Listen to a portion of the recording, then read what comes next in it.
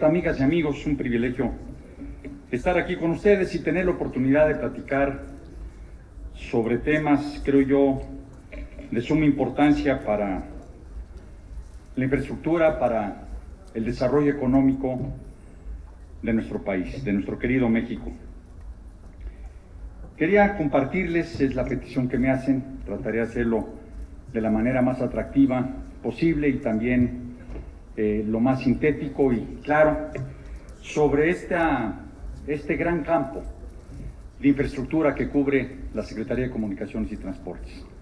A veces no se conocen los detalles y creo que es una oportunidad invaluable y un privilegio poder comentarlos con ustedes.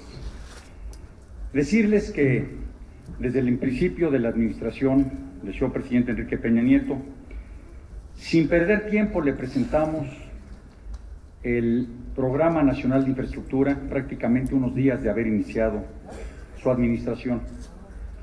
Él lo aprobó y a unos cuantos meses de haber iniciado se presentó como el Programa Nacional de Inversiones en Palacio Nacional para que el empresariado mexicano, las constructoras, los financieros, los bancos y todo interesado en el sector tuviera conocimiento oportuno de este programa que por ley, un año, 4 meses después de inicio de la administración, ya se presentó también oficialmente en Palacio Nacional como el Programa Nacional de Infraestructura en lo concerniente a todo el gobierno. Ahí cubren las cuestiones de Pemex, las cuestiones de Conagua, las cuestiones de SEDATU y las cuestiones de la Secretaría de Comunicaciones y Transportes.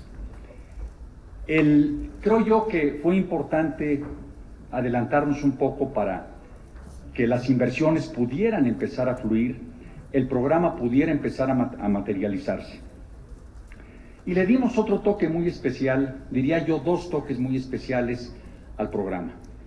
Uno, lo que es el tema logístico, que les comentaré un poco más ampliamente enseguida, y otro que fue el considerar desde el principio las APPs, las asociaciones público-privadas, que gracias a haber iniciado con oportunidad esta importante puerta de apertura a la iniciativa privada para participar en la infraestructura de la Secretaría, hoy podemos decir que los recortes que hemos tenido por necesidades económicas nacionales e internacionales no fueron tan impactadas, o sea, las obras, las más importantes de la Secretaría, no han sido tan impactadas por el recorte presupuestal. Recuerdo el sexenio pasado se tenía una participación de 70% de inversión pública, 30% de inversión privada. En esta administración tenemos 70% de inversión pública, 30% de inversión privada. Y esto es muy importante porque yo creo que la inversión pública debe canalizarse de manera fundamental a la educación, a la seguridad, a la salud, a cuestiones más sociales, a todos los programas sociales. Y yo creo que esta es una puerta muy importante para que la inversión privada pueda tener acceso, tener una retribución legítima de sus inversiones y poder participar en mayor medida en lo que es el desarrollo del país. Entonces, adelantar las obras y un programa que tiene un toque especial de logística. ¿Y esto a qué me refiero? Logística, le hemos entendido y creo que es de las cuestiones que en un futuro deben verse con tal importancia como es la telecomunicación, como es la investigación, como es la ciencia. ¿Y a qué me refiero? Es la forma de hacer la inversión en los programas de infraestructura que disminuya los costos y que dé más oportunidad al movimiento de la producción nacional. La producción nacional que genera la parte más importante de nuestro PIB. La producción nacional que genera la parte más importante de nuestros empleos. ¿Cómo se mueve? Fundamentalmente por autopistas, carreteras, puertos, por aeropuertos, que ahí estamos, lo comentaré, totalmente saturados y sin capacidad de crecer y sin capacidad de mover más carga, que la carga es la que genera empleo, es la que genera realmente desarrollo económico. Y en el centro del país, en donde tenemos la generación del 34% del PIB nacional, prácticamente estamos con una limitación y una imposibilidad de crecer por la falta de espacio aéreo. Entonces hemos planteado de qué manera se pueden disminuir costos en la producción nacional. A través de reducir salarios es difícil. A través de reducir en un momento dado costos de materia prima, muy difícil. Reducir las herramientas de trabajo, muy difícil. Otros países, y es la tesis que estamos planteando, como Corea del Sur, como Singapur, en otros momentos Holanda, Alemania, Francia, han logrado, al reducir el costo del traslado, del movimiento de las mercancías, no solamente en un menor costo, sino en una mayor oportunidad de entrega, de recepción de materia prima y de entrega del producto terminado, han logrado elevar su PIB en 6, 7, 8%. Países como Corea del Sur, que era una economía más retrasada que la nuestra hace varios años, igual que Singapur, hoy son países con muy buena economía y creo que hacia allá debe ir México.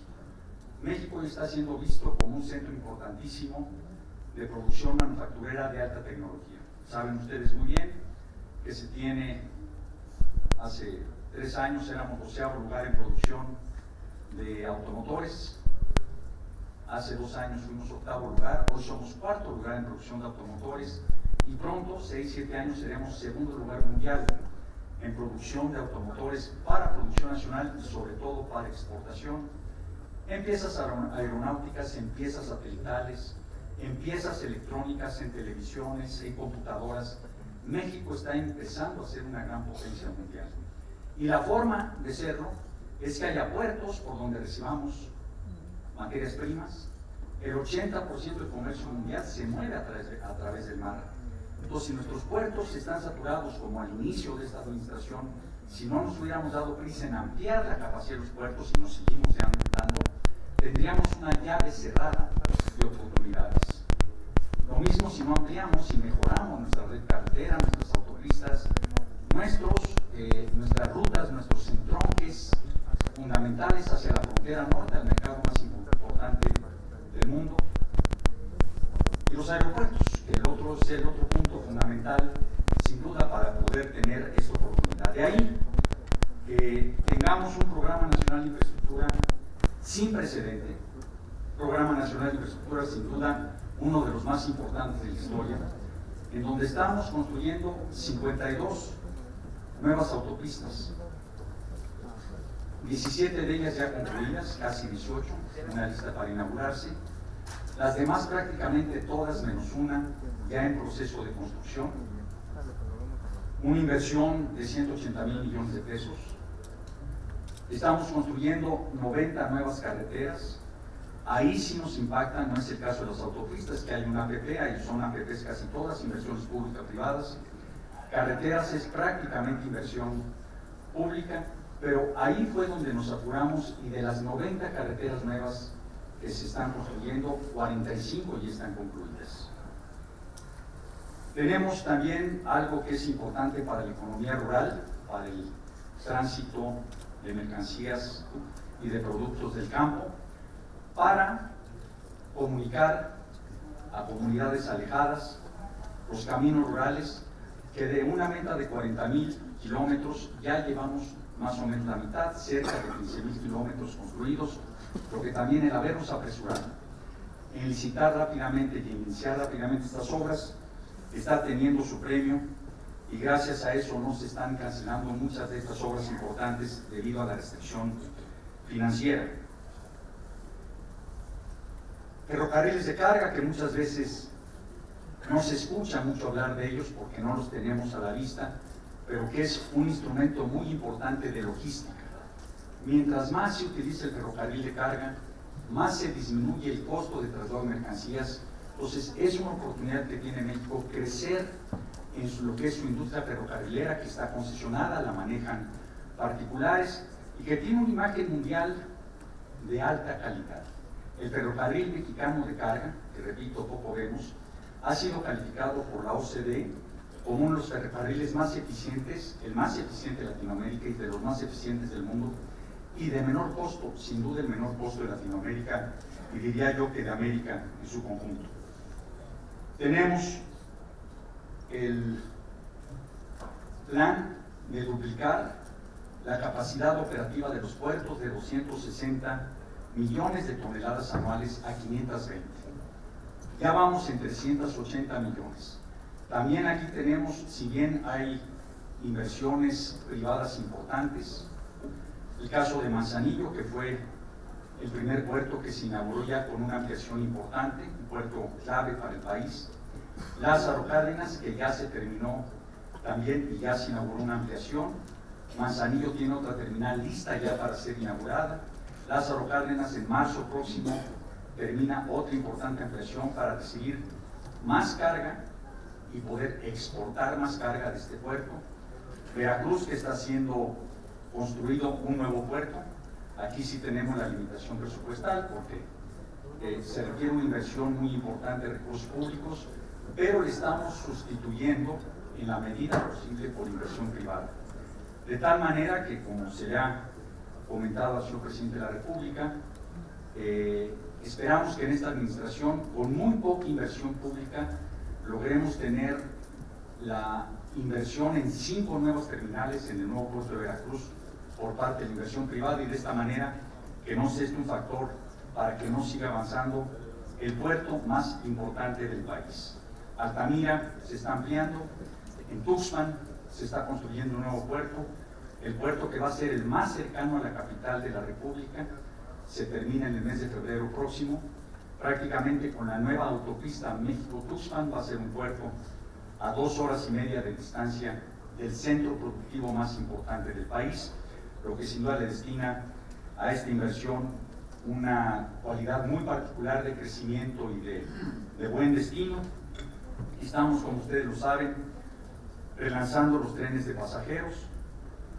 El México-Toluca, hoy en la mañana tuvo una reunión para ver sus avances y va avanzando en tiempo y en forma. Tenemos ya prácticamente el derecho de vía controlado, que es, como ustedes lo saben, uno de los puntos más importantes en este tipo de obras. El derecho de vía muchas veces es lo más difícil de conseguir, ya se tiene controlado, ya se tiene al servicio de toda la obra. Esperamos llegar al 31 de diciembre a un 20% de avance en la obra civil. Seguramente ustedes que viajen allá por Toluca o al aeropuerto de Toluca estarán viendo ya las obras en proceso, una obra que esperamos para diciembre del 2016, o sea, exactamente en un año, ya ver el tren en una primera etapa, aquí en la capital, circulando de la Marquesa hacia Observatorio, y en una segunda etapa, septiembre de 2017, completamente operando en etapa de pruebas para que a inicios de 2018 se tenga ya este tren, que va a ser el primer tren de alta velocidad en América, de estar circulando, dándole servicio a 230,000 pasajeros diarios. A veces me preguntan si no es una inversión muy importante, que tiene una parte importante también de recursos públicos, y sin duda sí lo es, pero es una inversión que atiende al ciudadano.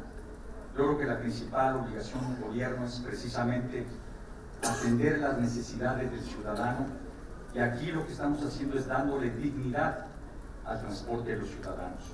Transporte seguro, un transporte rápido, un transporte amigable con el medio ambiente, 230,000 pasajeros diarios, que van a hacer realmente una gran diferencia de hacer 2 horas, 2 horas y media del domicilio al centro de trabajo, a hacer 35 minutos, de una forma realmente amigable para los ciudadanos. Está también el relanzamiento en Guadalajara, la inversión más importante que se ha hecho en Jalisco por muchos años, el tren urbano de Guadalajara, más otras obras que están haciendo, y el metro que se está construyendo también en la ciudad de Monterrey. Estamos construyendo y ampliando también las 11 principales entradas a la Ciudad de México. Entradas, ustedes lo viven todos los días, nosotros lo vivimos todos los días, saturadas, pero prácticamente el gobierno de la República está ampliando todos los accesos a la capital, todas las salidas a capitales. Ustedes recuerdan, a veces hay molestias y lo entendemos y pedimos disculpas por eso. A veces incluso me reclaman airadamente le hicieron 2 horas a Puebla, 2 horas y media. Creo que yo es producto no solamente de la obra, es también producto del tráfico tan intenso que tenemos. Y si no se hicieran estas obras, el problema sería mayor. Estamos ampliando la entrada y la salida de la carretera de Puebla, la de Pachuca que ya se terminó, la de Toluca que se está haciendo una autopista hasta Toluca, más el tren. Estamos por iniciar la Tizapán-Atlacomulco, coordinadamente con el Estado de México ampliando también los accesos al amigo Querétaro. Tenemos en programa, y esperemos hacerlo en esta administración, ampliar 4 carriles más hacia Querétaro en un tramo importante para quitarle lo saturado y ampliar un poco más el tránsito a los camiones de carga que van hacia allá. La pirámide de Texcoco, quizás menos conocida, pero va a ser una de las principales autopistas de acceso al aeropuerto, al nuevo aeropuerto de la Ciudad de México, que ya se terminó en una primera etapa, está en construcción la siguiente. En fin, los 11 principales accesos tienen una inversión cercana a los 40,000 millones de pesos y están en proceso de construcción. Tema sin duda importante para la Secretaría, además de toda esta infraestructura, es sin duda el nuevo aeropuerto internacional de la Ciudad de México. Un aeropuerto necesario hace más de 20 años. Tuve la oportunidad desde aquellos entonces estar como director jurídico de Aeropuertos y Servicios Auxiliares, y desde aquellos entonces ya se veía una necesidad urgente de ampliar la capacidad del aeropuerto de la Ciudad de México. ¿Qué pasó? El diseño del mismo aeropuerto hizo que las pistas en un momento dado transitaran sobre los municipios aledaños, lo que implicaba hacer una gran expropiación de muchos miles de hectáreas que no gustó en su momento, y que eso prácticamente interrumpió que pudiera tener éxito este proyecto tan importante. El sexenio pasado prácticamente fue un poco de espera para ver la mejor oportunidad, y nos toca ahora, habiendo sido los que diseñamos en buena medida parte importante del proyecto, nos toca ahora iniciar su construcción. Un proyecto que va a dar servicio en una primera etapa a 50 millones de pasajeros, un aeropuerto que va a tener 3 pistas de aterrizajes y despegues simultáneos. Esto quiere decir que entre cada pista habrá 1.500 metros de distancia. En una segunda etapa serán 3 pistas dobles, o sea 6 pistas, pero 3 pistas dobles para aterrizajes y despegues simultáneos, una capacidad de 120 millones de pasajeros. Tenemos esta superficie que a veces también uno no se imagina, de 12.500 hectáreas, casi el 10% de la superficie del Distrito Federal, libres allá en el nororiente de la capital, al oriente allí en el Estado de México, que seguramente todo el mundo en un mapa mental puede visualizar. Esta superficie que, si no se ocupa para un proyecto productivo, seguramente será víctima de crecimientos irregulares, como ha estado sucediendo en toda esa zona. Y qué mejor que, en opinión de los expertos, hace 20 años y recientemente se ha vuelto a analizar por parte de MITRE, que es el Instituto Tecnológico de Massachusetts, asociado con el gobierno de Estados Unidos, y son quienes analizan prácticamente los espacios aéreos de los principales aeropuertos del mundo. La OASI, que es la Agencia Reguladora Mundial de la Aviación Comercial, la IATA, que es también la encargada de la seguridad aérea de la aviación comercial, definieron desde aquel entonces que este era el lugar ideal, cercano a la Ciudad de México, para tener un aeropuerto como el que merece la capital de la República y como el que merecemos los mexicanos. Un aeropuerto de clase mundial que es autofinanciable. No solamente va a financiar la construcción del aeropuerto, va a financiar las obras hidráulicas que ya se están construyendo y que van a evitar que se inunden las colonias aledañas como Ecatepec, Nezahualcóyotl, Iztapalapa, que cada año se inundan provocando grandes perjuicios a la población que allá habita. Obras con un valor de 20,000 millones de pesos que implican una gran obra hidráulica, 24 plantas de tratamiento, 18 kilómetros de entubamiento para aguas residuales, el entubamiento de los ríos que vienen del oriente y que son los que cuando traen agua, muchas veces están secos, provocan este tipo de inundaciones. En fin, una obra hidráulica como la que requiere no el aeropuerto, la Ciudad de México, y que el aeropuerto la va a financiar. El destino para también más de 640 hectáreas de reforestación, el bosque más grande que se haya construido en muchos años, casi el tamaño del bosque de Nueva York, hasta el nombre se me olvida, de Central Park, de hace tanto tiempo que no voy por allá, pero bueno, un bosque de ese tamaño. Y por otra parte, realmente una infraestructura a la altura del oriente de México, que tiene carencias muy fuertes, una zona que requiere empleo, que requiere crecimiento económico, que requiere en un momento dado mayor calidad de vida. Y esto es lo que va a generar el aeropuerto. Si alguien pensara en construir un aeropuerto en otro lado, tendría que construir algo muy parecido a lo que está construyendo aquí. 3 pistas para dar cabida a lo que se requiere de pasajeros, más la zona de carga, que en este hay espacio para ello, pero tendría que comprarse el terreno en el otro sitio, lo que haría que un proyecto similar al que se está haciendo aquí, porque no podría ser menor para la necesidad que se tiene si es que se busca tener un aeropuerto digno para México, no podría ser menor su costo, pero habría que agregar el costo de la tierra de 4.600 hectáreas cuando menos, lo cual prácticamente volvería a duplicar quizás el costo del aeropuerto. Sin duda, un tema importantísimo para este auditorio, telecomunicaciones, una reforma que ha empezado a tener resultados prácticamente desde el momento en que entró en vigor, que desapareció la larga distancia, que está derribando fronteras en su aplicación, disminuyendo costos en servicio de telefonía móvil 16%, larga distancia 20,000 millones de ahorros directos al bolsillo de todos los mexicanos que se pagaban por concepto de largas distancias y que ahora ya no se pagan.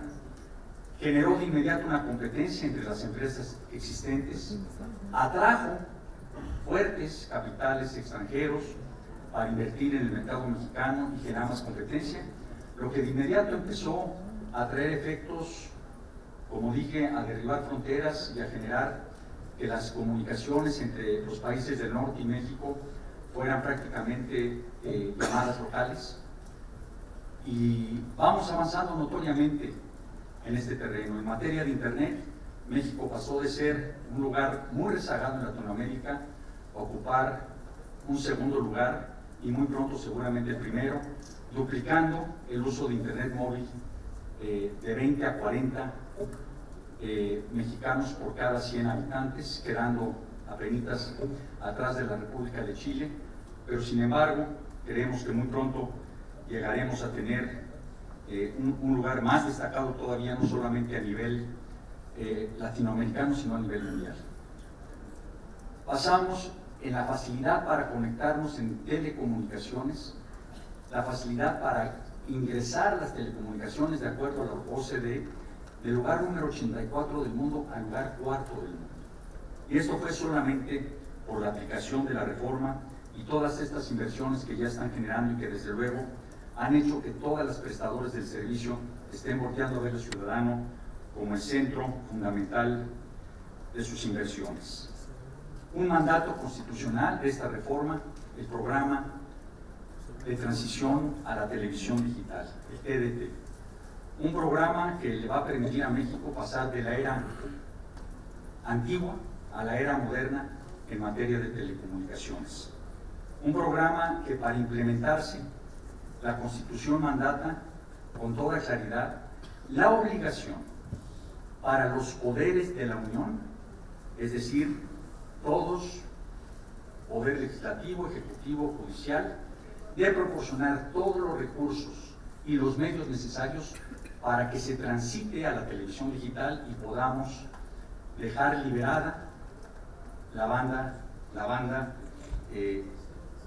correspondiente, la de 700 MHz, para que pueda ser utilizada para fines más importantes.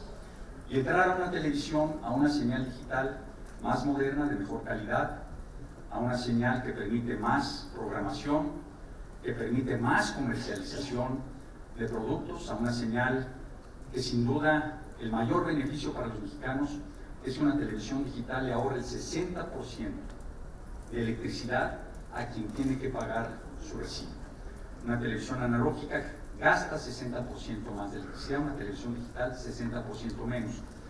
Esto hace que el mandato constitucional de garantizarle a las familias de más escasos recursos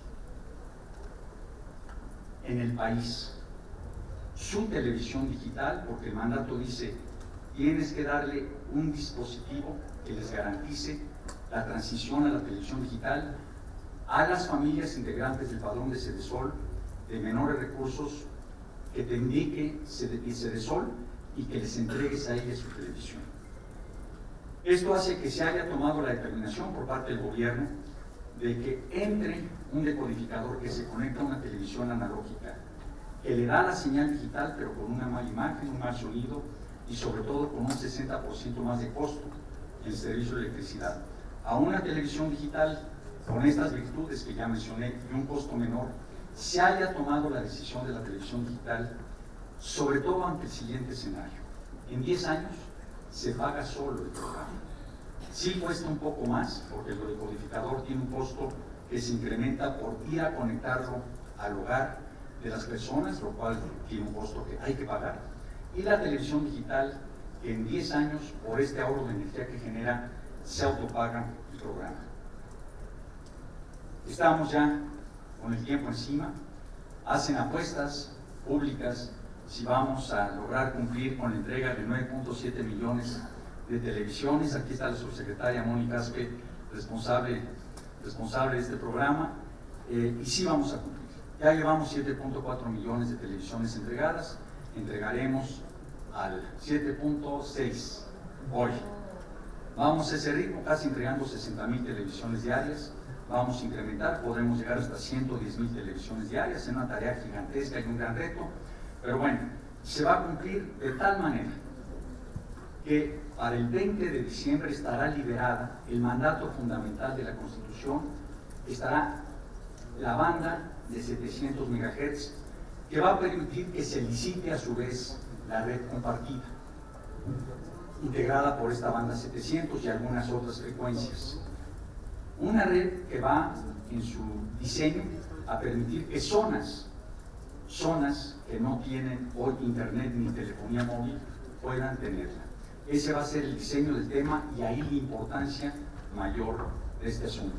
Que podamos acceder no solamente a mejorar con una calidad de última generación el internet que hoy tenemos, sino también que pueda alcanzar zonas marginadas, zonas que no llegan por no ser objeto de un negocio. Estos dos instrumentos fundamentales para el desarrollo de México, el internet y la telefonía móvil. Entonces, de ahí otro de los grandes beneficios que tiene sin duda la reforma de telecomunicaciones, entre otros muchos más. Eso sería, amigas y amigos, un repaso muy rápido de lo que es la Secretaría de Comunicaciones y Transportes, la parte de infraestructura, 52 autopistas, 80 carreteras, duplicar la capacidad operativa de los puertos, un nuevo aeropuerto, un relanzamiento de los trenes de pasajeros y desde luego un gran programa de telecomunicaciones que está siendo observado en el mundo por todo lo que se está haciendo en México como un ejemplo a seguir, tanto en la transición a la televisión digital como en la red compartida, y desde luego en lo que está pasando en México y este avance tan inmediato, tan rápido que se está teniendo para dotar a los mexicanos de servicios de internet fundamentales para los estudiantes. Hay otro programa que estoy seguro que Mónica no me va a perdonar si no lo comento, México Conectado, es en buena parte medida diseñada por ella, que es dotar de internet prácticamente a todos los sitios públicos, pero de manera muy importante, escuelas primarias, escuelas secundarias, preparatorias, bibliotecas, hospitales, clínicas, en fin, darle a nuestros estudiantes de escuelas públicas un internet gratuito y un mecanismo de acceso al conocimiento universal que hasta hace muy poco no lo tenían.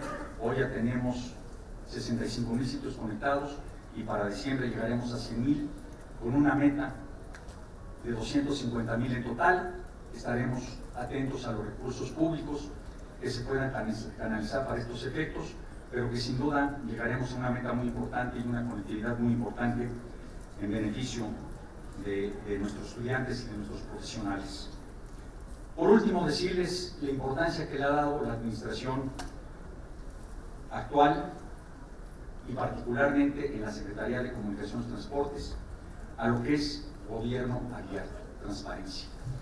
Mónica aquí es testigo que desde la primera reunión que tuvimos les dije, es importantísimo hacer lo necesario para que la transparencia sea un signo de esta gestión, porque sabíamos que por otra parte había la intención de que no fuera así. Y hemos estado diseñando medidas que les voy a mencionar rápidamente para que podamos tener cada vez un mejor diseño de gobierno abierto en la Secretaría. Se tiene un portal, no tengo la menor duda, por primera vez y sin precedente, en donde está toda la información de la Secretaría con una gran apertura. Se puede encontrar lo último que ha pasado en la construcción del nuevo aeropuerto de la Ciudad de México, la última contratación que ha habido, ahí se puede encontrar, lo último que ha habido en materia de vehículo conectado, ahí se puede encontrar, la última licitación de autopistas, ahí se puede encontrar, cómo se dio, quién fue el testigo social, quién fue el ganador, quiénes participaron, se tiene toda la información. Se abrieron 2.636 expedientes que estaban reservados a la información pública, se abrieron a la información pública. Hoy, el INAI, el Instituto de Información Pública, nos califica con 100% de atención a la información de nuestras solicitudes de información pública. Prácticamente en todas las licitaciones relevantes participan testigos sociales, profesionistas prestigiados, profesional y éticamente, que juzgan con la obligación de denunciar cualquier irregularidad que vean en una licitación pública.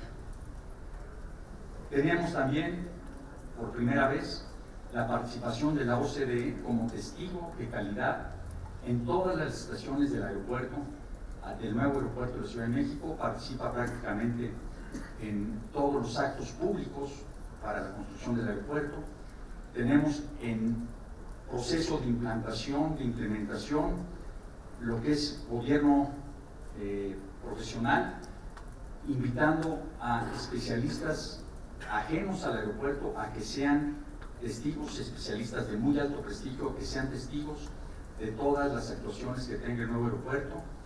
Y prácticamente las licitaciones de la Secretaría están pasando por internet al mundo, o sea, toda la licitación está siendo transmitida por streaming, por internet, a efecto de que cualquier parte de cualquier sitio puedan ver cómo se están desarrollando las licitaciones.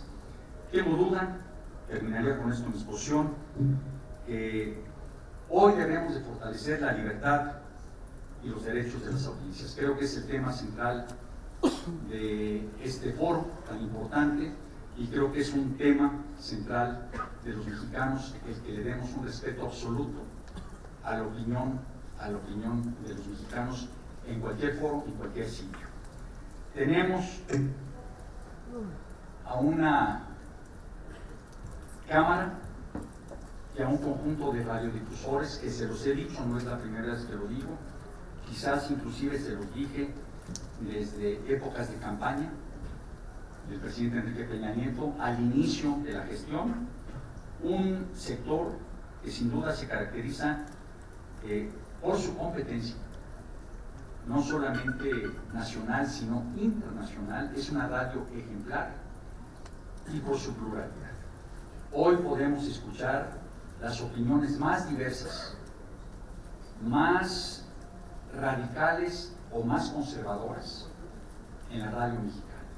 Y eso es verdaderamente desarrollo democrático de nuestro país, y los felicito porque han sabido manejar con profesionalismo con seriedad al sector que no hay duda es el principal proporcionador de insumo informativo para los mexicanos.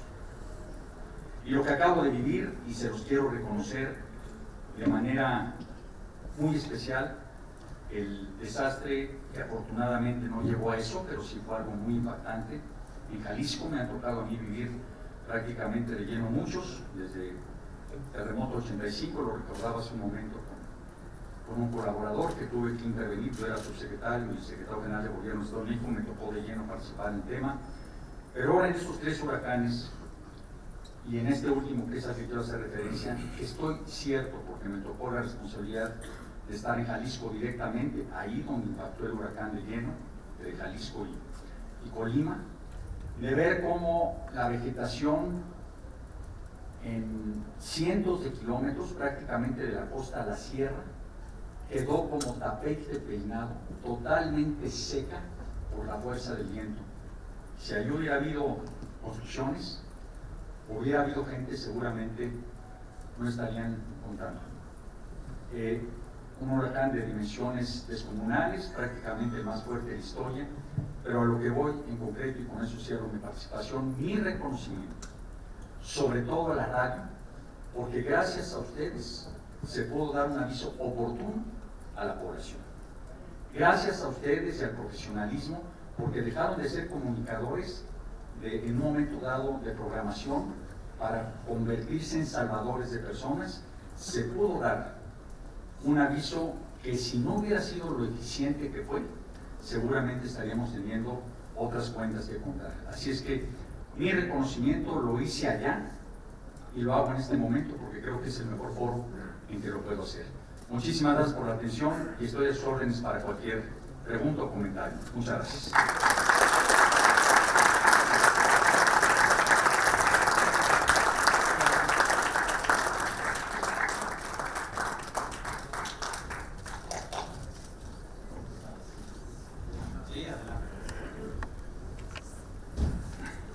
Dicen que la oportunidad se pinta sola. Yo creo que este es un programa para nosotros de inmediato en todas nuestras emisoras, los que queramos transmitirla. Primero, señor secretario, el permitirme estar en esta mesa con usted para mí es un gran honor. Después, comentarle que el programa de infraestructura fue de visión de futuro. Todos lo hemos vivido, lo hemos seguido. Y yo sí me permitía pedirle una copia de lo del día de hoy. Seguramente lo tenemos grabado. Y yo creo que nuestros medios comunican, ya sea en prensa, en televisión, en radio, los avances, o mismo la Secretaría ordena alguna información al respecto. Pero sin embargo, la forma coloquial que usted nos lo ha transmitido, yo creo que le va a llegar más de lleno a nuestro auditorio y lo va a entender más que si lo lee y si lo escucha en un spot. Recuerde que la radio es imaginación. Algo que sí lo pongo en la mesa es el hecho de que el programa de fechas en cuanto el Programa Nacional de Infraestructura, de aquí al día 18, ¿cuánto habrá terminado? ¿Cuánto habrá avanzado de ese amplísimo programa que ustedes prepararon? Porque es importante para los ciudadanos y para nosotros que se vea, que se sienta. Se me vino mientras usted platicaba, cuando el presidente Salinas hablaba de 5,000 kilómetros de carretera. Estoy hablando ya de muchos años atrás. Aquí está hablando usted de 80, 90 supercarreteras y de carreteras generales. Creo que es urgente para nosotros transmitírselo en esa forma como usted lo ha hecho, muy cercana, muy abierta, y yo sí lo pido como revisor, no digo como grupo, para que no se piense publicidad para nosotros, sino como revisor, que lo tuviéramos nosotros y lo pudiéramos transmitir en nuestras emisoras de inmediato, no esperar más, hacerlo. Y quizás encapsulado con 15 minutos, cada quien sabrá cómo hacerlo. Y la última parte, pues fue motivada por ustedes. El señor presidente y ustedes se acercaron con nosotros y nos manifestaban el problema que había del huracán y lo tomamos al 100%, y como un solo hombre toda la nación respondió. Pero fue gracias a ustedes, porque lo implementaron rapidísimo. Y usted estuvo en Jalisco, pero otros secretarios de Estado estuvieron en otros lados muy pendientes de lo que podría resultar. Gracias a Dios, la naturaleza lo cambió y se fue diluyendo. Y eso nos fortaleció, pero nos dio un ejemplo, que cuando ponemos atención a las cosas y podemos actuar de inmediato, somos los primeros. Muchas gracias, señor secretario. Gracias, don Heriberto. Si me permite, un comentario. Realmente el señor presidente, y debo reconocerlo aquí también, pues prácticamente canceló su agenda y se dedicó de las 24 horas a atender el tema, que afortunadamente, y como lo dice don Heriberto, fue bondadosa la naturaleza al haber entrado por lugares poco habitados, prácticamente inhabitados, muchos de ellos, y haberse estrellado como una masa sólida contra otra masa sólida que fue la Sierra Madre Occidental. Pero fue el señor presidente el que, desde el momento en que se levantó la emergencia, él coordinó directamente los trabajos y estuvo atento a todo lo que sucedía, comunicándose con nosotros en todo momento para ir dictando directrices de lo que se veía como puntos necesarios a atender, de poblaciones en donde todavía no se sentía la emergencia. Estuvimos con el liderazgo de él transmitiéndolo. Y sí, un programa muy retador, un programa enorme en su alcance. Y le digo, don Heriberto, y asumo un compromiso, yo sé frente a quien lo está diciendo, se van a terminar las 52 autopistas, más de 3.300 kilómetros de nuevas autopistas, se van a terminar ya las 45 carreteras, seguramente llegaremos a 70, 75 carreteras, dependiendo del recurso público que podamos disponer, con casi 4.000 kilómetros adicionales. Se van a terminar los 2 trenes, el México-Toluca, el tren de Guadalajara y el metro de Monterrey en esta administración. Reto enorme, pero se va a concluir.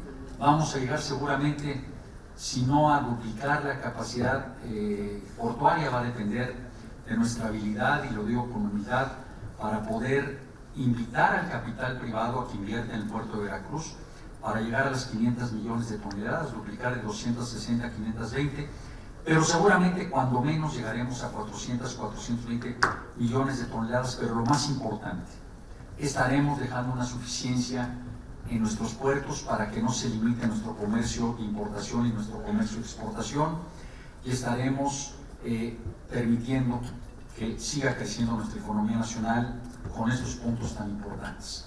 En telecomunicaciones creo que fui muy explícito, las metas son clarísimas: licitar la red compartida, lo haremos en el mes de enero a sugerencia internacional, iba a ser en diciembre, pero nos dicen los expertos que el mejor mes para hacer una estación de esta naturaleza es el mes de enero.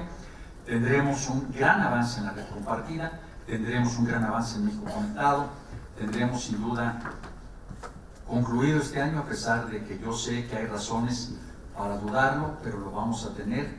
Tendremos la banda 700 liberada para poder tener la red compartida y 9.7 millones de televisiones entregadas el día 20 de diciembre.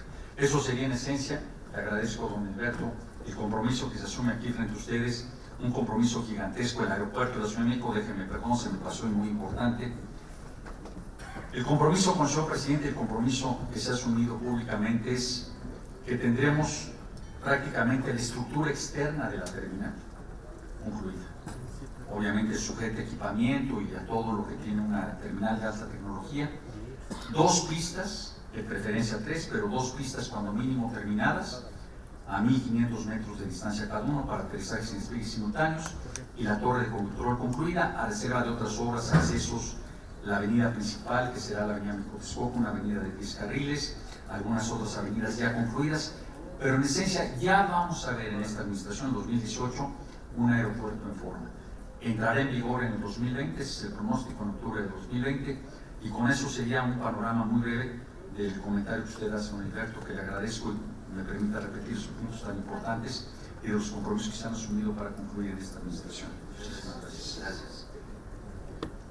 Pues si le parece, señor secretario, empezamos la ronda de preguntas.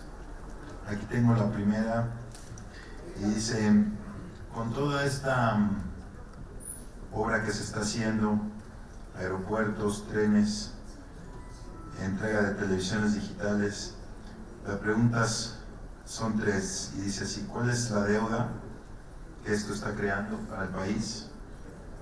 ¿Cómo se financia? ¿Cómo la van a pagar?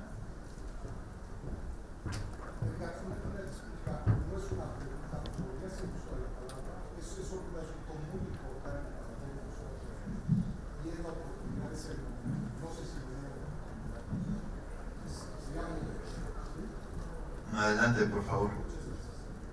Bueno, no tengo micrófono, señor secretario, me da muchas felicidades por todo este trabajo, a favor de los mexicanos que está tratando con ese servicio, está haciendo, debería tener una oportunidad de toda la gente de crecer de un modo muy importante. En relación a lo de Patricia, ¿sí? Definitivamente sí fue un trabajo conjunto.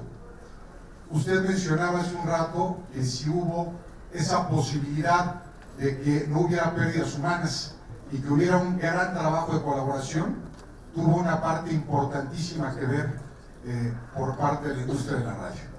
Le quiero comentar que prácticamente casi todos los mexicanos tienen en su bolsillo, al día de hoy, un radio en potencia.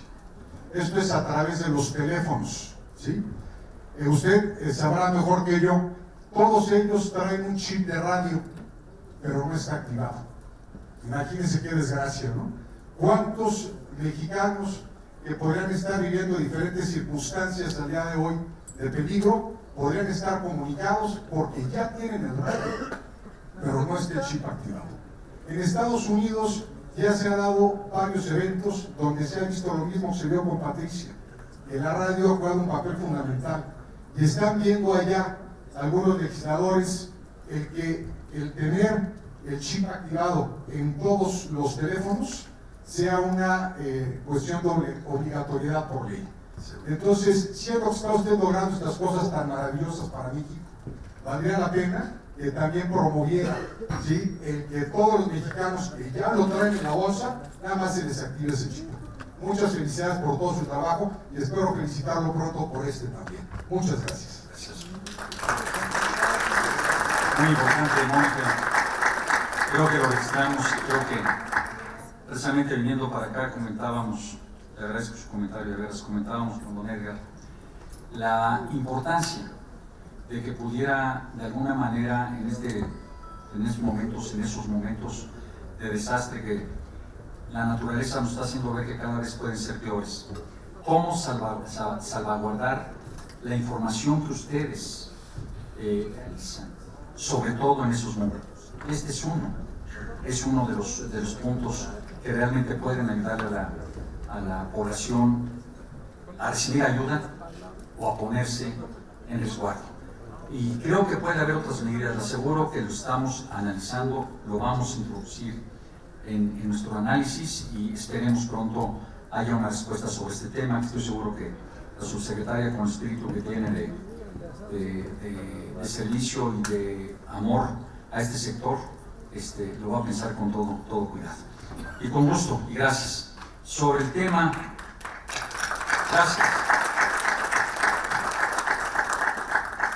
Deuda, buena pregunta, pero creo que en el tema APP está un poco la respuesta. Lo que es recurso público viene fundamentalmente para carreteras, viene fundamentalmente para caminos rurales y una parte, diría yo, fundamental para el aeropuerto, para el puerto de Veracruz, una parte también para el aeropuerto, pero realmente son proporciones muy pequeñas comparado con todo, lo dije yo, 70-30 comparado con lo que es en un momento dado la inversión privada. Y ese es presupuesto de egresos de la Federación, vienen los recursos de los impuestos que pagan los mexicanos fundamentalmente y que se asigna a las dependencias para que se ejerzan estos recursos de manera responsable, como presupuesto de egresos de la Federación autorizado por la Cámara de Diputados. La parte de las APPs, autopistas, prácticamente no hay deuda, el capital, se recupera el capital invertido a través de la tarifa que se cobra en la autopista. Y normalmente eso hace que se recupere el 100% de la inversión. De otra manera no sería viable la construcción de esa autopista. Fundamentalmente tienen créditos bancarios contratados por los particulares, no por el gobierno. La garantía es el proyecto en sí. El aeropuerto de la Ciudad de México, una inversión importante, 169 mil millones, que realmente el aeropuerto va a ser una mina de buenos negocios. Va a generar, a través de sus ingresos propios, el pago del aeropuerto más el pago de estas obras hidráulicas que ya mencioné, lo que es la actividad aeroportuaria, lo que va a ser el negocio aeroportuario, lo que van a ser los comercios propios del aeropuerto, generarán mucho más recursos que lo que va a costar su propia construcción, más estas obras sociales, más estas obras que ya comenté. Si en un momento dado se va a generar una deuda temporal, hay una línea de crédito firmada por 3,000 millones de dólares con 8 bancos que se va a ir ejerciendo conforme se vaya requiriendo. Habrá emisiones de bonos que no van a ser deuda pública, van a ser deudas del proyecto, no se van a registrar como deuda del gobierno, ni el gobierno va a dar garantía alguna. O sea, es un proyecto autofinanciable que generará recursos para su pago y que va a ser la propia garantía, la confianza de 8 bancos internacionales, los más importantes del mundo, que le dieron su confianza al aeropuerto, pero no genera deuda pública. Y en lo que queda realmente los trenes, es inversión del presupuesto de egreso de la Federación, no es deuda, sale del presupuesto. Las inversiones este año son más o menos en el tren México-Toluca, estamos hablando de 9,000 millones de pesos, en el tren eléctrico de Guadalajara más o menos de 7,000 millones de pesos, no es deuda, y en el momento en que lleven un avance importante en su construcción, estos van a ser concesionados a efecto de que ahí entre el capital privado y se recupere parte importante del costo que generaron al presupuesto de egreso de la Federación, y son recursos que van a entrar hacia el gobierno. Entonces, haciendo una reflexión rápida, y les pido si en un momento dado tengo alguna falla de cálculo, pero haciendo un recorrido por el sector, no veo que haya algo que genere deuda pública del sector. Sí se genera deuda con cargo a los proyectos, pero no deuda pública, y fundamentalmente es la parte del aeropuerto. Diría yo, Mónica, ayúdame si algo me falla, creo que fuera de ahí no hay nada que genere deuda pública. Muchas gracias, secretario. Pago, por consecuencia, no habría. Tengo otras 2 preguntas, si le parece se las digo, o vamos una por una, como usted me diga. Adelante. La primera dice, ¿por qué nada más dan televisores digitales y no dan radios digitales? Para que el radio entre a la banda digital, toda vez que esta es el freno. Y la segunda, Adelante. No, es muy rápida. Realmente el mandato constitucional es garantizar la transición a la televisión digital. Es el mandato que nos dieron, no lo propusimos nosotros, realmente hubo un consenso de varios partidos, y fue fundamentalmente para liberar esta banda de 700 MHz que permite la licitación de la red compartida. Entonces, si hubiera habido el mandato de radios, lo hubiéramos cumplido también, pero no nos lo dieron. Será quizás un factor a comentar y a platicar, pero como un programa diferente a lo que es el cumplimiento de la Constitución. Gracias. Puedo añadir que no haya apagón analógico de radio, nada más haya apagón analógico de televisión. Por tanto, no hay una concatenación analógica que responda a esa. No hay una concatenación o una lógica que responda a ese pago de radios digitales. Pero se podría reestructurar, eso sí. Muy bien. Dice por sentido común y lógica explicar eso. Muy bien, Pancho. Viene otra pregunta, dice, señor secretario, ¿qué planes hay para el segundo piso de la salida a Querétaro? El tráfico es cada día más problema. La idea, como lo comenté hace un momento, es sí tratar de ampliar la carretera México-Querétaro, y estamos viendo, hay una concesión ya otorgada para llegar hasta prácticamente Otitlán y de allá Tepozotlán, en un segundo piso que conforme vaya incrementándose el tráfico se irá construyendo. Esta es una concesión del Estado de México, se ha platicado con ellos, se ha tratado de hacer ver la conveniencia de que si se hace la ampliación de la carretera conviene que se haga también ya, se acelere la construcción del segundo piso, pero creo que está en los planes, esperando a que haya más o menos aforo para poder iniciar su construcción. Lo que sí es un hecho es que muy pronto iniciaremos la construcción de 4 carriles más en la carretera México-Querétaro, hasta un punto en que el aforo sea suficiente como para que el FONADIN, que va a ser quien aporte los recursos para esta obra, pueda recuperar el capital a través de la cuota. Muy bien, y pues creo que no tenemos otras preguntas. Yo lo que le quisiera decir al secretario es que pues nos ha platicado muchas obras, muchas acciones que está haciendo este gobierno federal. Creo que es importante darle la difusión a toda esta obra y que el pueblo de México se entere.